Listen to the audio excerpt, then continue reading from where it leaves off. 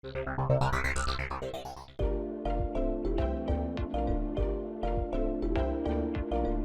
let's learn how to enable assistant menu. If you enable this assistant menu, we can use our mobile very easily. Go to your mobile settings, scroll down this page and go to accessibility option.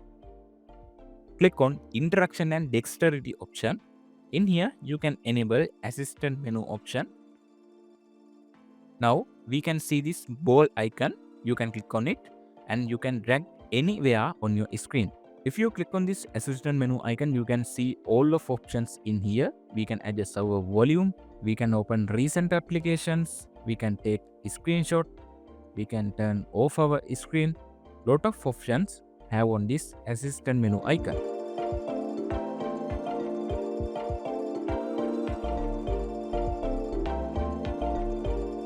Now let's learn how to record A07 mobile screen. This mobile has not received default screen recorder, so we want to download third-party applications using Play Store. Go to your Play Store and download this X Recorder application. It is very good application for record your mobile screen.